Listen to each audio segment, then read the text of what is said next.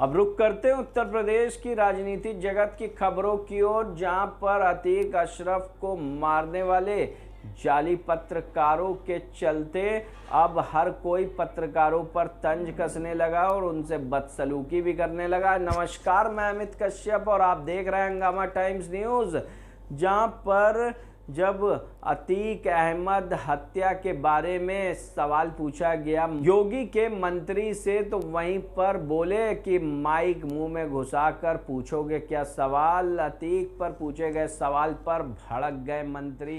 आपको दिखाते हैं एक विशेष रिपोर्ट। चुनाव की बात करिए, क्या किसी मुंह में घुसा के बोलो? नहीं। प्रयागराज से बीजेपी विधायक और मंत्री नंद गोपाल नंदी से जब अतीक और अशरफ की मौत को लेकर सवाल पूछा गया तो विधायक नंद गोपाल नंदी पत्रकारों पर ही भड़क गए। गुस्से में यहाँ तक कह दिया कि क्या माइक मुंह में घुसाकर पूछोगे। अभी चुनाव की बात करिए, चुनाव की बात करिए। जो शूटर मारे गए उस पे क्या कहेंगे? क्या कहेंगे भाई? चुनाव की बात करिए। नहीं, शूटर क्या किसी गिरोह के ये लग रहे थे कि मुंह में घुसा के बोलो? नहीं, मुंह में नहीं, ऐसे पूछ रहा है किसी गिरोह के थे या अभी कुछ इनपुट मिला है? दरअसल ये पूरा वाकया उस समय का है जब कैबिनेट मंत्री नंद गोपाल नंदी मिर्जापुर पहुंचे थे। यहाँ वो मिर्जापुर के 96 विधानसभा सीट पर हो रहे उपचुनाव में अपना दल प्रत्याशी रिंकी सिंह कोल के नामांकन में शामिल होने आए थे। इस दौरान वो प्रयागराज में हुए अतीक अहमद और अशरफ हत्याकांड को लेकर मीडिया के सवालों से बचते नजर आए। हत्याकांड के बाद पहली बार मीडिया के सामने आए कैबिनेट मंत्री से जब अतीक अशरफ मर्डर केस पर सवाल पूछा गया तो उन्होंने कहा कि सिर्फ चुनाव पर बात करिए। सवाल पूछे जाने से मंत्री नंद गोपाल कुछ इस कदर बिफर गए कि उन्होंने कहा कि क्या मुंह में माइक घुसाकर सवाल पूछोगे। सर ये बताइए, आज नामांकन कर रहे हैं, क्या है भरोसा जीत का?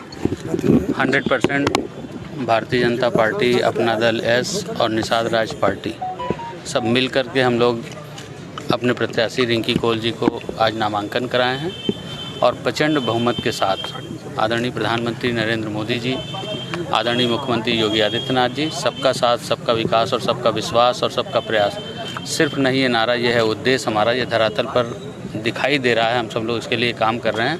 हमारा प्रत्याशी प्रचंड बहुमत के साथ जीते। दोनों सीट पे जीते हैं, स्वार और यहाँ निश्चित रूप से दोनों सीट पर प्रचंड बहुमत के साथ। ये हत्याकांड हुआ है अतीक अहमद का, उस पे क्या अभी आप इसकी बात करिए, अभी चुनाव की बात करिए, चुनाव की बात करिए। जो शूटर मारे गए उस पे क्या कहेंगे? क्या कहेंगे भाई? चुनाव की बात करिए।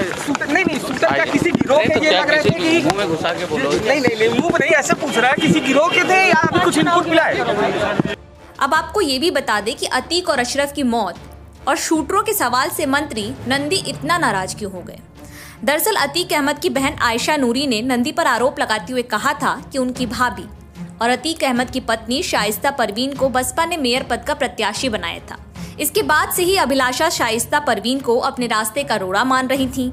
अभिलाषा गुप्ता नंदी ने उमेश पाल हत्याकांड का षड्यंत्र रचा, जिससे शाइस्ता परवीन मेयर का चुनाव न लड़ सके। नंदी ने अतीक अहमद से 5 करोड़ रुपए उधार लिया, जिसे वो वापस नहीं कर रहे। हालांकि तब नंदी की ओर से आयशा नूरी के आरोपों से साफ इनकार कर दिया गया था और इसे बेकार और बेतुकी बातें बताई।